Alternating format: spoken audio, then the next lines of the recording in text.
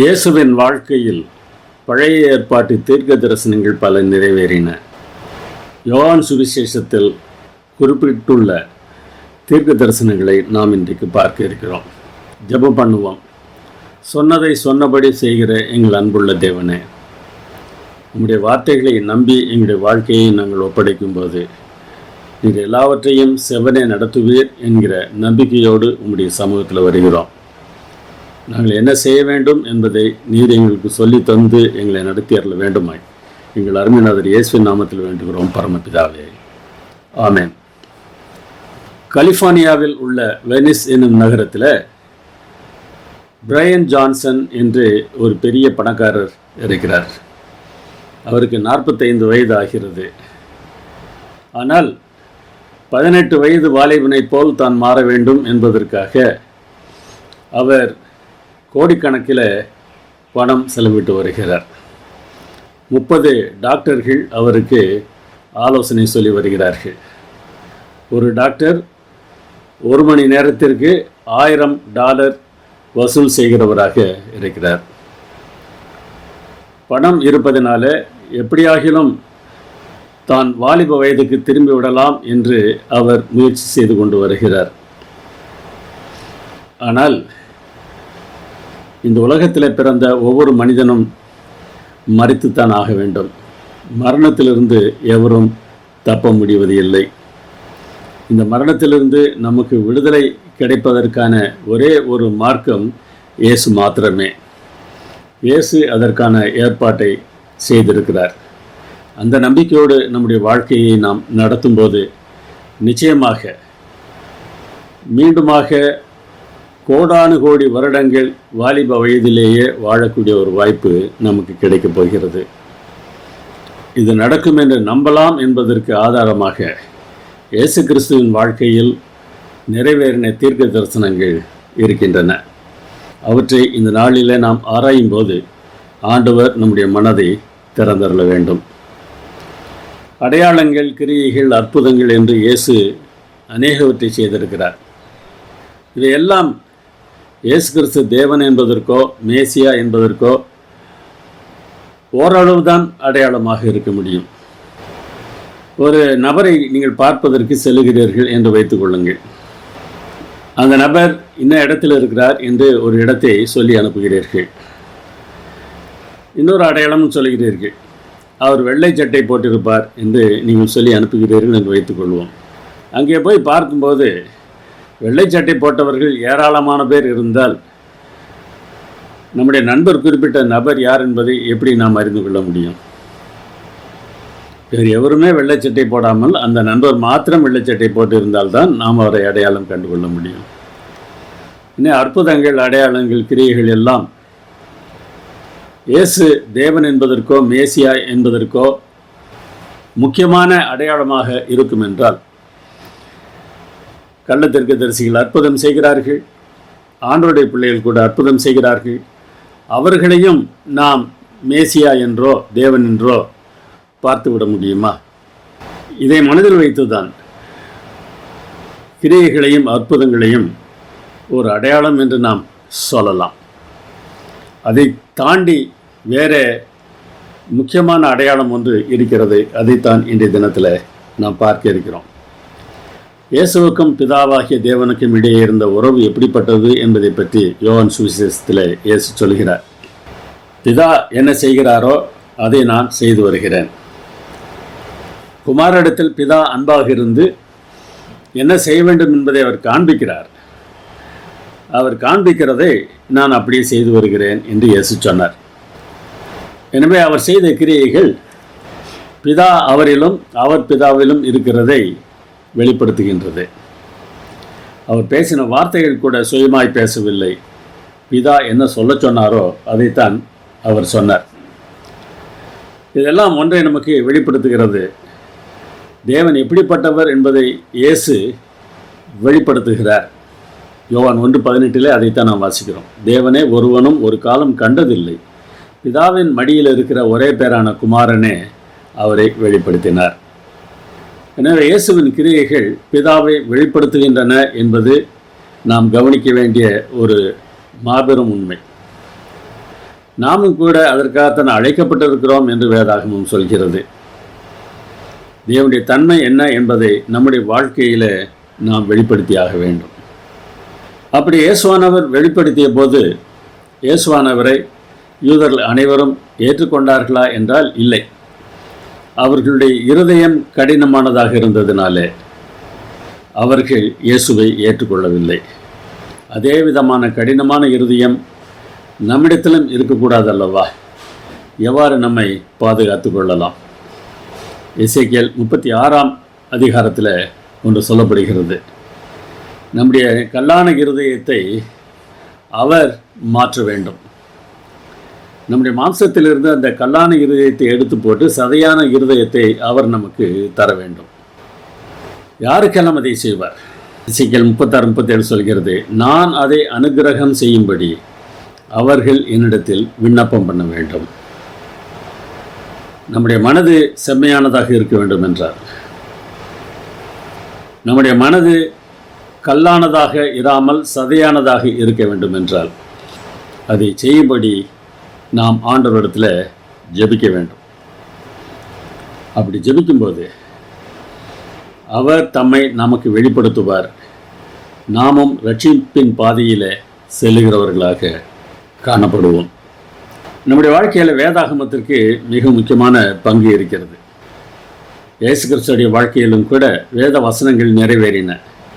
அது பற்றி அவருக்கு இருந்த நம்பிக்கை என்ன என்பதை நாம் முதலாவதாக பார்ப்போம்.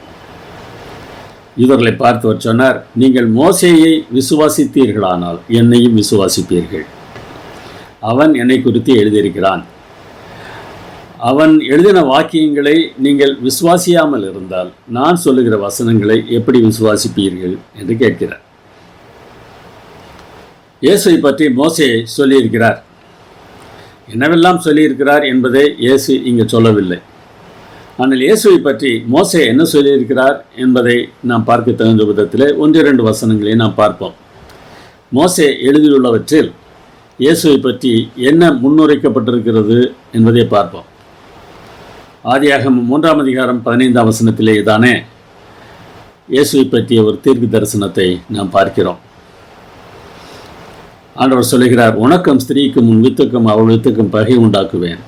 அவர் உன் தலையை நசுக்குவார், நீ அவர் குதிங்காலை நசுக்குவாய். ஆம், சாத்தானிடத்தில் இந்த வார்த்தை தேவனால் சொல்லப்பட்டது. இங்கே அவர் என்பது வர இருந்த மேசியா. அவர் சாத்தானுடைய தலையை நசுக்கி போடுவார். ஆனால் அவன் அவருடைய குதிங்காலை நசுக்குவான். சிலுவையிலே இயேசு அறையப்பட்ட போது அவரை அழித்து விட்டதாக சாத்தான் நினைத்தான். ஆனால் 3ஆம் நாளிலே அவர் உயிரோடு எழுந்தார். அவர் அவன் தலையை நிச்சயமாக நசுக்கப் போகிறார். ரோமர் 16:20 பவுல் எழுதுகிறார், சமாதானத்தின் தேவன் சீக்கிரமாய் சாத்தானை உங்கள் கால்களின் கீழே நசுக்கி போடுவார். ஆம், நாமும் கூட அவனை மிதிக்கப் போகிறோம் என்று வேதவசனம் சொல்கிறது. அவன் அப்படி அழியப் போகிற ஒருவனாக இருக்கிறதுனால அவனை பார்த்து நாம் இன்றைக்கு பயப்படாமல் இயேசுவின் பலத்தினால் ஒவ்வொரு நாளும் அவனை வெல்கிறவர்களாக நாம் வாழ வேண்டும். ஆபிரகாம் தன் குமாரனாகிய ஈசாக்கை பலியிடச் சென்றபோது தேவன் ஆபிரகாமிடத்தில் சொன்னார், நீ என் சொல்லுக்கு கீழ்ப்படிந்தபடியினால் உன் சந்ததிக்குள் பூமியில் உள்ள சகல ஜாதிகளும் ஆசீர்வதிக்கப்படும் என்று என் பேரில் ஆணையிட்டேன் என்று சொல்கிறார். ஆதியாகமம் 22:18. பூமியின் குடிகள் அனைவரும் ஆபிரகாமின் சந்ததிக்குள் ஆசீர்வதிக்கப்படுவார்கள். அந்த சந்ததி கிறிஸ்துவே என்று கலாத்தியர் 3:16 பவுல் எழுதுகிறார். இங்கேயும் இயேசுவை பற்றிய ஒரு தீர்க்க தரிசனம் மறைமுகமாக காணப்படுகிறது.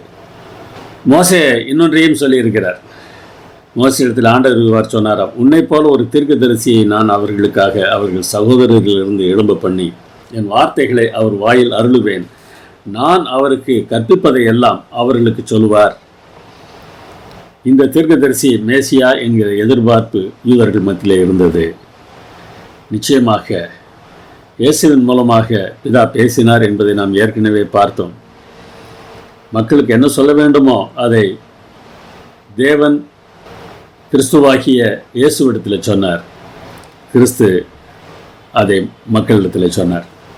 மோசே எழுதின புத்தகங்களிலே இயேசுவை பற்றிய தீர்க்க தரிசனங்கள் நேரடியாக இவ்வாறு காணப்படுகிறதை நாம் பார்க்கிறோம். அது மாத்திரமல்ல, அங்கே சொல்லப்பட்டிருக்கிற பலிமுறைகள், ஆராதனை முறைமைகள் அனைத்துமே இயேசுவைத்தான் சுட்டி காட்டின.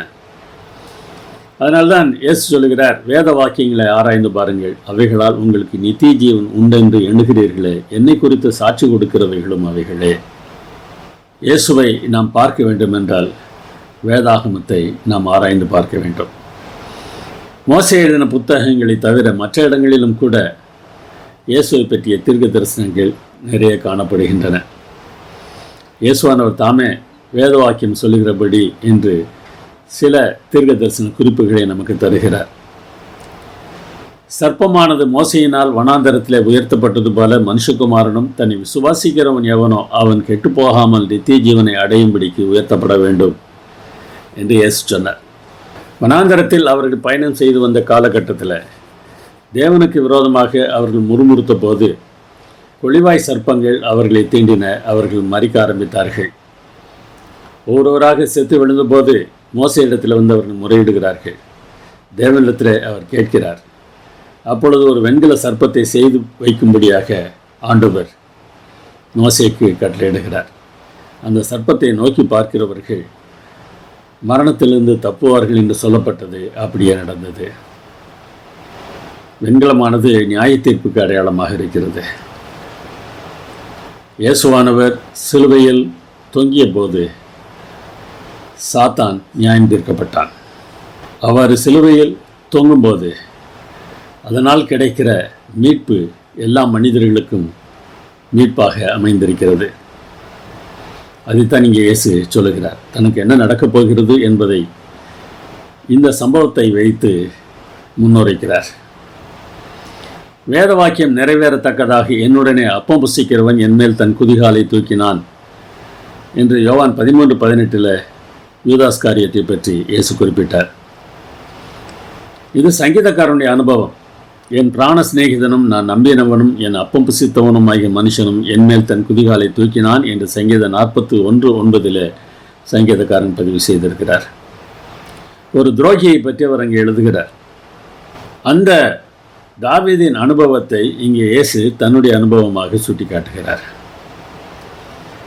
இதிலிருந்து நாம் என்ன புரிந்து கொள்ள முடிகிறது? தேவனுடைய பிள்ளைகளுக்கு நடக்கிற வேதனைகள் அனைத்தையும் இயேசுவும் அனுபவித்தார். ஏதோ ஒரு வகையில் நம்முடைய துன்பங்கள் எப்படிப்பட்டவை என்பதை அவர் அனுபவித்து பார்த்திருக்கிறார்.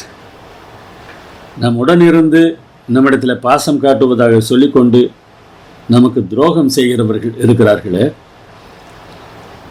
அது உங்களுக்கு வேதனையாக இருக்கிறது என்றால் இயேசுவுக்கும் அப்படிப்பட்ட வேதனை இருந்தது என்பதை இந்த பகுதி நமக்கு தெளிவாக காட்டுகிறது. தேவனால் உங்களை புரிந்து கொள்ள முடியும். உங்கள் வேதனைகளை அவர் அறிவார். எனவே துரோகிகளை நீங்கள் வெறுக்க தேவையில்லை. யூதாஸ் காரியத்து இப்படிப்பட்டவன் என்பது இயேசுவுக்கு தெரிந்திருந்த போதிலும் இயேசு அவனை வெறுக்கவில்லை. அப்படிப்பட்டவர்களாக நாம் வாழ வேண்டும். யோவானின் மேற்கோள்கள் சிலவற்றை நாம் பார்ப்போமா? என் வஸ்திரங்களை தங்களுக்குள்ளே பங்கிட்டு என் உடையின் மேல் சீட்டு போட்டார்கள் என்கிற வேத வாக்கியம் நிறைவேறத்தக்கதாக போர்ச்சேவகர் இப்படி செய்தார்கள் என்று யோவான் குறிப்பிடுகிறார். இயேசுவானவரை சிலுவையில் அறைந்த பிறகு அவருடைய உடைகளை போர்ச்சேவகர்கள் தங்களுக்குள்ளாக பங்கிட்டு கொண்டார்கள். சங்கீதம் 22:18 சங்கீதக்காரனுடைய அனுபவமும் இவ்வாறு இருந்ததாக சொல்கிறார். என் வஸ்திரங்களை தங்களுக்குள்ளே பங்கிட்டு என் உடையின் பேரில் சீட்டு போடுகிறார்கள். மறுபடியும் நினைவுபடுத்த ஆசைப்படுகிறேன். நாம் அடைகிற வேதனைகள், நாம் அடைகிற கஷ்டங்கள் அனைத்தும் எப்படிப்பட்டவை என்பதை தேவனும் அறிவார். எல்லாம் முடிந்தது என்று இயேசு அறிந்து வேத வாக்கியம் நிறைவேறத்தக்கதாக தாகமாயிருக்கிறேன் என்றார். அப்பொழுது அவருக்கு காடியை குடிக்க கொடுத்தார்கள் என்று யோவான் 19:28-29 நாம் வாசிக்கிறோம். சங்கீதக்காரனுடைய அனுபவமாக சங்கீதம் 69:21 அவர் வாசிக்கிறோம். என் தாகத்துக்கு காடியை குடிக்க கொடுத்தார்கள். தாகம் என்று சொல்லும்போது அந்த தாகத்தை தண்ணீர் மாத்திரம்தான் தீர்க்க முடியும். வேறு எந்த பானமாக இருந்தாலும் அது தாகத்தை தீர்க்க முடியாது. என் தாகத்துக்கு காடியை குடிக்க கொடுத்தார்கள் என்று சங்கீதக்காரன் சொல்கிற இந்த அனுபவம் இயேசுவின் அனுபவமாகவும் இருந்தது. இவ்வாறு பழைய ஏற்பாட்டில் நேரடியாகவோ அல்லது மறைமுகமாகவோ சொல்லப்பட்ட வார்த்தைகள் இயேசுவின் வாழ்க்கையில் நிறைவேறியதை நாம் பார்க்கிறோம். என வேத வாக்கியத்தை நாம் சரியாக ஆராய்ந்து பார்க்கும்போது இயேசுவை பற்றிய முன்னுரைத்தல்களை நாம் அங்கே பார்க்கலாம். நம்முடைய விசுவாசத்திலும் கூட வேத வாக்கியங்களுக்கு ஒரு முக்கிய பங்கு இருக்கிறது. அது என்ன என்பதை இயேசுவானவர் தாமே சொல்கிறார். பாருங்கள், யோவான் 13:19 இவ்வாறு வாசிக்கிறோம். அது நடக்கும்போது நானே அவர் என்று நீங்கள் விசுவாசிக்கும் பொருட்டு இப்பொழுது அது நடப்பதற்கு முன்னமே அதை உங்களுக்கு சொல்கிறேன். நடப்பதற்கு முன்னராக ஒன்றை தேவன் சொல்வதற்கு காரணம் என்ன நடக்கப் போகிறது என்று நமக்குள்ளாக, நம்முடைய மனதுக்குள்ளாக இருக்கக்கூடிய குறுகுறுப்பை தீர்க்க வேண்டும் என்பதற்காக அல்ல. இன்றைக்கு அப்படிப்பட்ட குறுகுறுப்போடு தான் தீர்க்க தரிசனங்களை நாம் படிக்கிறோம். இது இந்த தேதியில் நடக்கப் போகிறது, அது அந்த தேதியில் நடக்கப் போகிறது என்றெல்லாம் சொல்லிக் கொண்டிருக்கிறோம். அது நடக்கவில்லை என்றால் பெரிய ஏமாற்றத்தையும் நாம் சந்திக்க வேண்டியது இருக்கும். பல ஏமாற்றங்களை இதுவரைக்கும் மக்கள் சந்தித்திருக்கிறார்கள், இன்னமும் சந்திக்கப் போகிறார்கள். தீர்க்க தரிசனத்தின் நோக்கம் என்ன என்பது இயேசு இங்கே தெளிவாக சொல்கிறார். அது நடக்கும்போது நானே அவர் என்று நீங்கள் விசுவாசிக்கும் பொருட்டு. என்ன நடக்கப் போகிறது என்பதை நாம் தெரிந்து கொள்வதற்காக அல்ல, நடக்கும்போது இதை சொன்னவர் யார் என்பதை நாம் புரிந்து கொள்ள வேண்டும். இதை சொன்னவர் சொன்னபடி நடந்திருக்கிறது. இனிமேலும் நடக்க வேண்டியவை அவர் சொன்னபடி நடக்கும். நான் அவரை விசுவாசித்தால் எனக்கு ரட்சிப்பு உறுதி என்று சொல்லியிருக்கிறார். அது நிச்சயமாக நடக்கும் என்கிற நம்பிக்கையோடு இந்த தீர்க்க தரிசன நிறைவேறுதல்களை நாம் பார்க்கலாம். இயேசுவை பற்றி இன்னமும் தீர்க்க தரிசனங்கள் யோவான் புத்தகத்தில் சொல்லப்பட்டிருக்கின்றன. யோவான் ஸ்நானனை பற்றி சொல்லப்பட்ட தீர்க்க தரிசனம் நிறைவேறியதாக யோவான் பதிவு செய்கிறார்.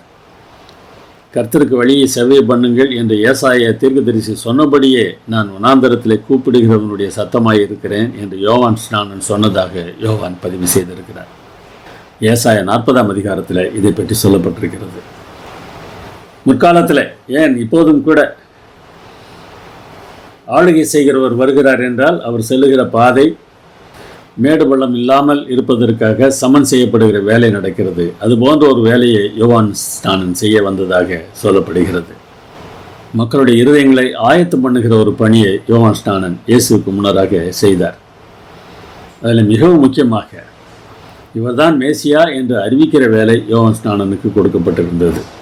யார் மேல் ஆவியானவர் இறங்கி தங்குகிறது நீ பார்ப்பாயோ அவர்தான் மேசியா என்பதை யோவான் ஸ்நானனுக்கு ஆண்டவர் ஏற்கனவே சொல்லியிருந்தார்.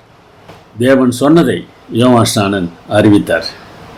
இதோ உலகத்தின் பாவத்தை சுமந்து தீர்க்கிற தேவ ஆட்டுக்குட்டி என்று இயேசுவாகிய மேசியா எதை செய்ய வந்திருக்கிறார் என்பதை குறிப்பிட்டு சொன்னார். ஆலயத்திற்குள்ளாக இயேசு சென்று அங்கே நடக்கிற வியாபாரங்களை எல்லாம் தடுத்தார். அவர்களை எல்லாம் துரத்தி விட்டு அவர் சொன்னார், என் பிதாவின் வீட்டை வியாபார வீடாக்காதிருங்கள் என்று சொல்லுகிறார். அப்படி அவர் செய்தபோது உம்முடைய வீட்டை குறித்து உண்டான பக்தி வைராக்கியம் என்னை பட்சித்தது என்று எழுதியிருக்கிற வசனங்களை சீஷர்கள் நினைவு கூர்ந்தார்கள் என்பதாக யோவான் பதிவு செய்கிறார். இந்த வார்த்தை சங்கீதம் 69:9 இருக்கிறது. தேவனுடைய வீட்டை குறித்து நமக்கு பக்தி வைராக்கியம் இருக்க வேண்டும். பழைய ஏற்பாட்டு காலத்தில் ஆலயமானது தேவனுடைய வீடு என்று அழைக்கப்பட்டது. ஆனால் இன்றைக்கு அப்படிப்பட்ட ஒரு குறிப்பிட்ட இடம் தேவனுடைய வீடாக இல்லை. நாம் தேவனுடைய ஆலயமாக இருக்கிறோம். திருச்சபை தேவனுடைய ஆலயமாக இருக்கிறது. எனவே விசுவாசிகளின் கூட்டமாகிய இந்த தேவனுடைய வீட்டை குறித்து நாம் பக்தி வைராக்கியம் உள்ளவர்களாக இருக்க வேண்டும் என்பதை இயேசுவானுடைய செயல் சுட்டிக்காட்டுகிறது. இந்த தேவனுடைய வீட்டை குறித்து நாம் ஏனோ தானோ என்று இருந்துவிடக்கூடாது.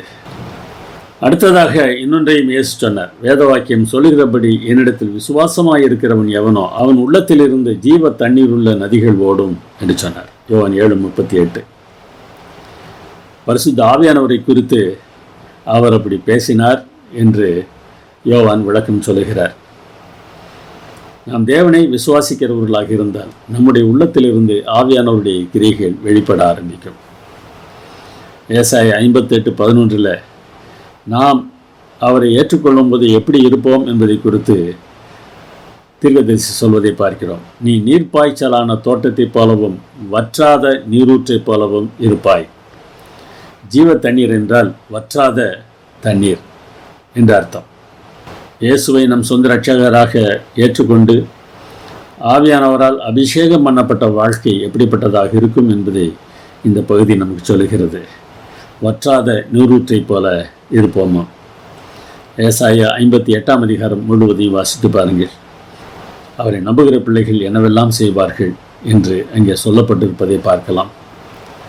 நாமும் அப்படிப்பட்டவர்களாக இந்த உலகத்தில் வாழ்வதற்கு வாய்ப்பு இருக்கிறது என்பது இயேசுவானுடைய இந்த வார்த்தையின் மூலமாக நமக்கு தெளிவாக தெரிகிறது. அவருடைய எலும்புகளில் ஒன்றும் முறிக்கப்படுவது இல்லை என்கிற வேத வாக்கியம் நிறைவேறும்படி இவைகள் நடந்தது என்று யோவான் 19:36 நாம் வாசிக்கிறோம். இயேசுவானவரை சிலுவையில் அறைந்த நாள் ஒரு ஆயத்த நாள். ஓய்வு நாளிலே மரத்தில் உடல் இருக்கக்கூடாது என்பதற்காக அன்றைக்கு மாலையில் 3 பேரையும் சிலுவையிலிருந்து இறக்குகிறார்கள். உயிரோடு இருக்கிறவர்கள் தப்பித்து விடக்கூடாது என்பதற்காக அவருடைய கால்களை முறித்து போடுவார்கள். 2 கள்ளர்களுடைய கால்களை அவ்வாறு முறித்தார்கள். இயேசுவானுடைய காலை முறிக்கவில்லை, ஏனென்றால் அவர் ஏற்கனவே இறந்திருந்தார். அவனுடைய எலும்புகள் எல்லாம் காப்பாற்றுகிறார், அவைகளில் ஒன்றும் முறிக்கப்படுவதில்லை என்று சங்கீதம் 34:20 நாம் வாசிக்கிறோம். இது நேரடியாக இயேசுவை பற்றி சொல்லவில்லை என்றாலும், எலும்புகள் முறிக்கப்படாமல் இருப்பதை குறித்து சொல்லவில்லை என்றாலும், அவருடைய பிள்ளைகளுக்கும் இப்படிப்பட்ட வாக்குத்தத்தங்கள் இருக்கின்றன என்பதை நாம் இங்கே பார்க்க முடிகிறது. பஸ்கா ஆட்டின் எலும்பை முறிக்கக்கூடாது என்று எண்ணாகமும் 9:12 சொல்கிறது. இயேசு பஸ்காவாக பலியிடப்பட்டார். அவருடைய எலும்பு முறிக்கப்படாதது அவர் பஸ்கா ஆடு என்பதை சுட்டிக்காட்டுகிறது. எப்படியெல்லாம் தாம் யார் என்பதை வெளிப்படுத்த வேண்டுமோ அப்படியெல்லாம் தேவன் தம்மை வெளிப்படுத்துவதை பார்க்க முடிகிறது. இப்படியெல்லாம் நடந்தாலும் அவர் மரித்தோரிலிருந்து எழுந்திருக்க வேண்டும் என்கிற வேத வாக்கியத்தை அவர்கள் இன்னும் அறியாதிருந்தார்கள் என்று யோவான் 20:9 வாசிக்கிறோம். அவர் மரித்து விட்டார், அவர் உயிரோடு எழும்புவார் என்கிற நம்பிக்கை அவர்களுக்கு இல்லாமல் இருந்தது. ஆனால் அதை பற்றி வேத வாக்கியம் சொல்லுகிறது என்று இங்கே யோவான் பதிவு செய்கிறார். சில வசனங்களை பார்ப்போம். என் ஆத்துமாவை பாதாளத்தில் விடீர், உம்முடைய பரிசுத்தவானை அழிவை காண விட்டீர். தாவீது தன்னை பற்றி எழுதுவதாக நாம் நினைத்தாலும், அவர் இறந்த பிறகு அவர் அடக்கம் பண்ணப்பட்டார். அவருடைய மாம்சம் அழுகி மண்ணோடு மண்ணாயிற்று. இயேசுவானவருக்கு மாத்திரமே அது நடக்கவில்லை. எனவே இந்த வசனம் இயேசுவை பற்றி சொல்கிறது என்று பேதுரு தன்னுடைய பிரசங்கத்தில் குறிப்பிடுவதை அப்போஸ்தலர் 2ஆம் அதிகாரத்தில் நாம் பார்க்கலாம். ஏசாயா 53:10 பாருங்கள். அவருடைய ஆத்துமா தன்னை குற்ற நிவாரண பலியாக ஒப்பு கொடுக்கும்போது அவர் தமது சந்ததியை கண்டு நீடித்த நாளாயிருப்பார். அவர் குற்ற நிவாரண பலியாக பலியிடப்படுவதற்கு இயேசு தம்மை ஒப்படைத்து விட்டார். அப்படி அவர் பலியிடப்பட்ட பிறகு அவர் தமது சந்ததியை காண்பாராம், நீடித்த நாளாக இருப்பாராம். அவர் தான் பலியாக கொல்லப்பட்டு விட்டார். அதற்கு பிறகு அவர் நீடித்த நாளாக இருப்பார் என்றால் என்ன அர்த்தம்? அவர் தமது சந்ததியை காண்பார் என்றால் என்ன அர்த்தம்? அவர் உயிரோடு எழும்புவார் என்று தானே அர்த்தம்.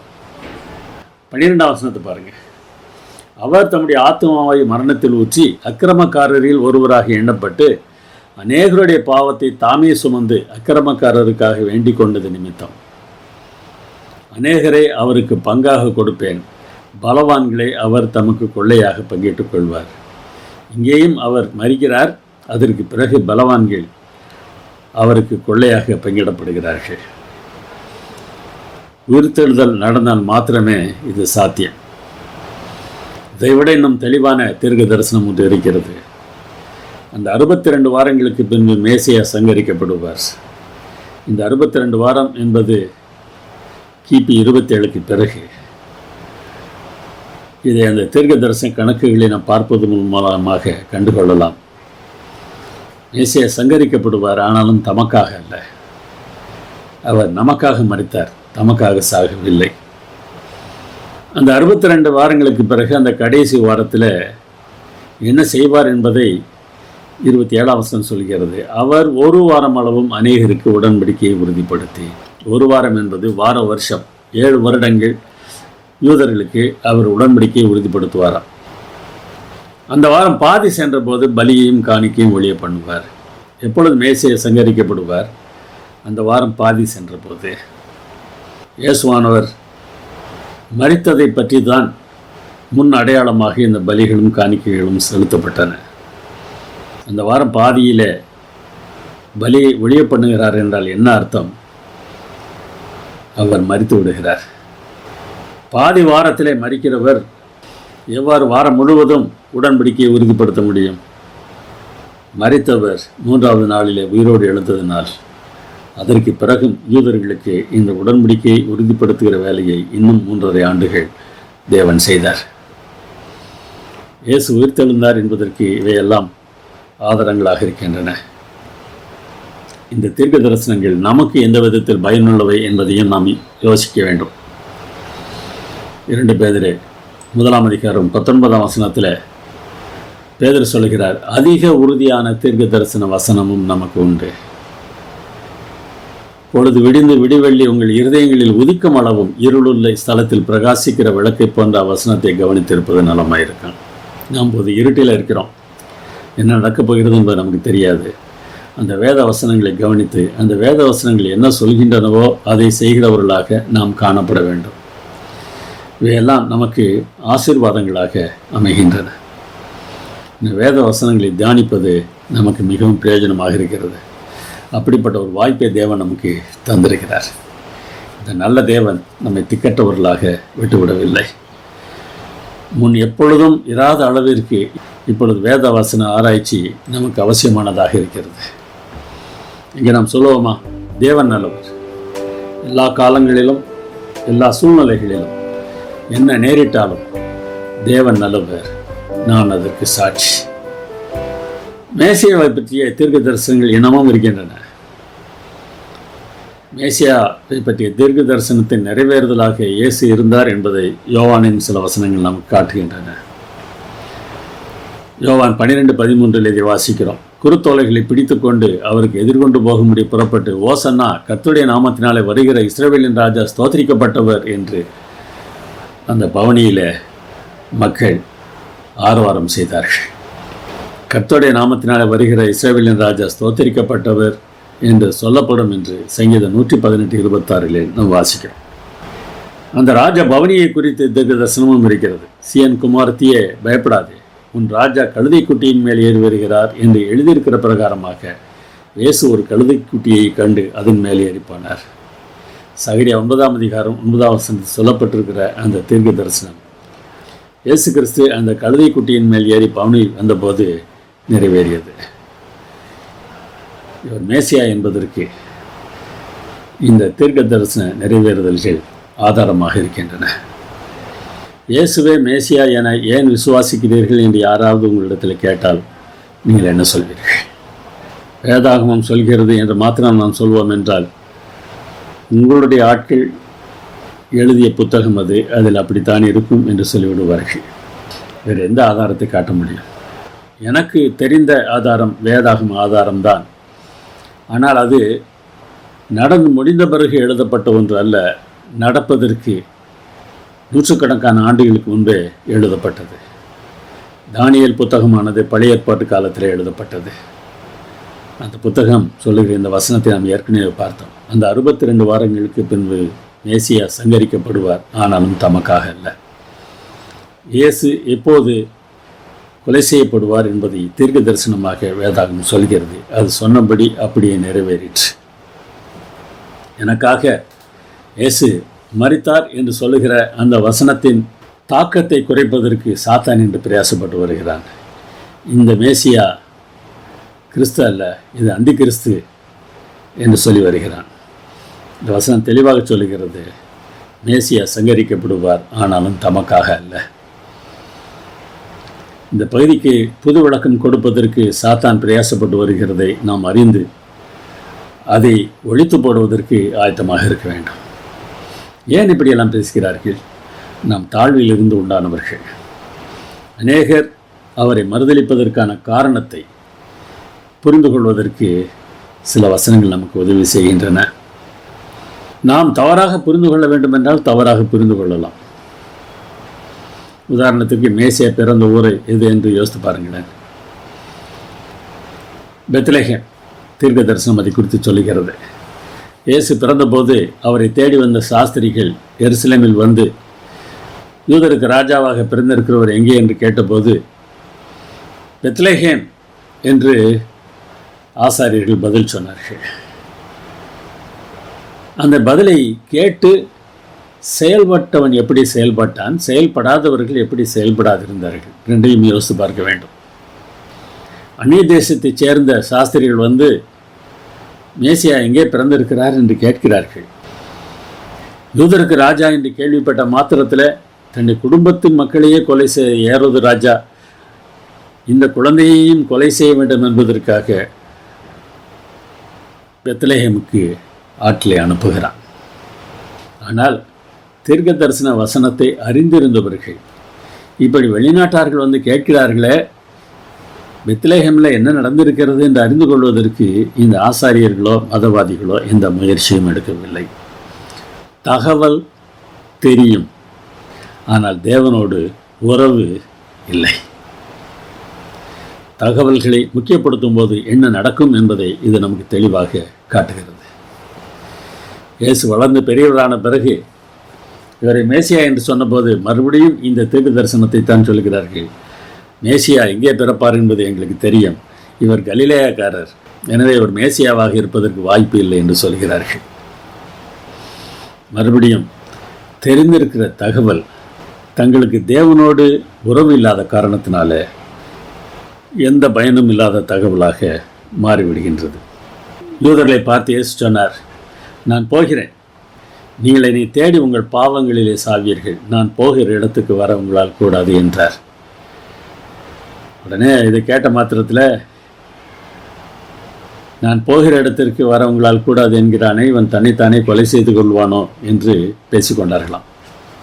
அப்போ இயேசு சொல்லுகிறார், நீங்கள் தாழ்வில் இருந்து உண்டானவர்கள், நான் உயர்வில் இருந்து உண்டானவன். நீங்கள் இந்த உலகத்தில் இருந்து உண்டானவர்கள், நான் இந்த உலகத்தில் இருந்து உண்டானவன் அல்ல. ஆம், இவர் பரலோகத்திலிருந்து வந்தவர். உங்களால் இதை புரிந்து கொள்ள முடியவில்லை. நீங்கள் உலகத்திற்கு உரியவர்களாக இருக்கிறீர்கள், நாமும் இந்த உலகத்திற்கு உரியவர்களாக இருந்தோம் என்றால் தேவனுடைய வார்த்தைகளை புரிந்து கொள்வது கடினம்தான். அந்த யூதர்களைப் போல நாமும் நம்முடைய பாவங்களில் சாக வேண்டியது இருக்கும். உலகத்தில் இருந்து உண்டானவர்கள் தங்கள் பாவங்களில் சாவார்கள். நாம் தாழ்விலிருந்து உண்டானவர்களாக இராமல் உயர்விலிருந்து உண்டானவர்களாக இருப்பதற்கு நாம் என்ன செய்யலாம்? மறுபிறப்பை பற்றி இயேசு சொன்னார். நிக்கோதேமு உடனே சொன்னார், நான் தாயின் வயிற்றில் மறுபடியும் புகுந்து பிறக்க முடியுமோ என்று கேட்டார். அந்த பிறப்பை குறித்து சொல்லவில்லை. அந்த பிறப்பு இந்த உலகத்தில் உண்டாகிற பிறப்பு. இன்னொரு பிறப்பை குறித்து சொன்னார், நீ மறுபடியும் பிறவாவிட்டார் என்பது ஆவியினாலே பிறவாவிட்டார் என்ற அர்த்தம் என்று விளக்கம் சொல்லுகிறார். அப்படி ஆவியினாலே நாம் பிறந்தவர்களாக இருந்தால் நம்முடைய வாழ்க்கை வித்தியாசமானதாக இருக்கும். நீங்கள் கிறிஸ்துவுடனே கூட எழுந்தது உண்டானால் கிறிஸ்து தேவனுடைய வலது பார்சத்தில் வீற்றிருக்கும் இடத்தில் உள்ள மேலானவைகளை தேடுங்கள். மேலானவைகளை தேடுகிறவர்களாக நாம் மாறுவோம். இந்த உலகத்து காரியங்களை தேடுகிறவர்களாக நாம் இருக்க மாட்டோம். நாம் எதை தேடுகிறோம் என்பது நாம் யார் என்பதை நமக்கு அடையாளம் காட்டுகிறதாக இருக்கிறது. உலகத்து காரியங்களை குறித்து நாம் கவலைப்பட்டு கொண்டிருக்க வேண்டிய அவசியமில்லை. தம்முடைய சொந்த குமாரன் என்று பாராமல் நம் எல்லாருக்காகவும் அவரை ஒப்புக் கொடுத்தவர் அவரோடு கூட மற்ற எல்லாவற்றையும் நமக்கு அருளாதிருப்பது எப்படி என்று பவுல் கேள்வி கேட்கிறார். உலகத்து காரியங்களை குறித்து நாம் கவலைப்பட வேண்டிய அவசியமில்லை, அவை நிச்சயமாக நமக்கு கிடைக்கும். நாம் யோசிக்க வேண்டியதெல்லாம் அவரோடு கூட நாம் இருக்க வேண்டும் என்பது தான். அப்பொழுது அவருடைய தன்மையுடையவர்களாக நாம் மாறுவோம். வாஷிங்டன் போஸ்ட் என்கிற பத்திரிகையில் ஒரு சம்பவம் கொடுக்கப்பட்டிருக்கிறது. ஜெரமைன் வாஷிங்டன் என்பவர் தன்னோடு வேலை செய்த மிஷேல் ஸ்டீவன்ஸ் என்ற பெண்ணுக்காக செய்த ஒரு தியாகம். வாஷிங்டன் டிசியில் உள்ள டிபார்ட்மெண்ட் ஆஃப் எம்ப்ளாய்மெண்ட் சர்வீசஸில் இவர்கள் 2 பேரும் வேலை செய்கிறார்கள். ஒரு நாள் மதிய உணவு இடைவேளையில் இருவரும் பேசிக்கொண்டிருந்தார்கள். அப்பொழுது மிஷேல் என்ன சொன்னார் என்றால், நான் சிறுநீரக மாற்றுக்காக காத்திருக்கிறேன். 11 மாதங்களாக வாரத்திற்கு 3 முறை டயாலிசிஸ் பண்ணி கொண்டிருக்கிறேன். எனக்கு சிறுநீரகம் கிடைக்கும் என்றால் இந்த கஷ்டத்திலிருந்து நான் விடுதலை பெறலாம். என்னுடைய அம்மா கொடுக்க முன் வருகிறார்கள், ஆனால் அந்த சிறுநீரகம் ஏற்றுக்கொள்ளப்பட முடியாதது என்று சொல்லிவிட்டார்கள். என்னுடைய 2 சகோதரர்கள் கொடுக்கலாம், என்னிடத்தில் அன்பாக இருக்கிறேன் என்று சொல்லுகிறார்கள், ஆனால் அவர்கள் கொடுக்க தயாராக இல்லை. என்ன செய்வதென்று தெரியவில்லை என்று அந்த பெண் ஜெரமையனிடம் வருத்தத்தோடு சொல்லிக் கொண்டிருந்தார். இதை கேட்ட ஜெரமைன் அடுத்த நாளில் நான் தருகிறேன் என்று சொல்லுகிறார். அவளை நம்ப முடியவில்லை.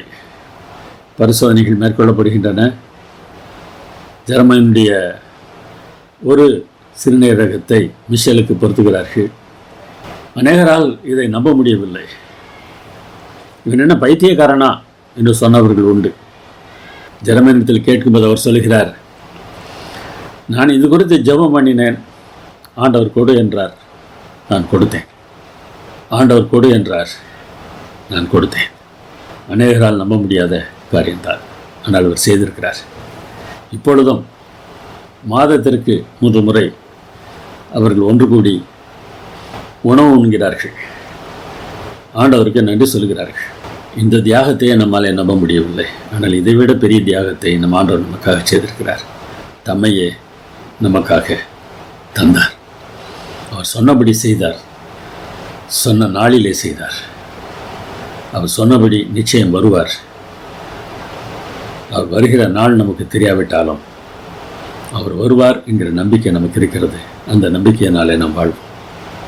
ஜெபம் பண்ணுவோம். எங்கள் நல்ல பிதாவே, எங்களுடைய வாழ்க்கையில் நாங்கள் உம்மை தேடுகிறவர்களாக இருக்கும்படிக்கு எங்கள் மனதை மாற்றிடணும்.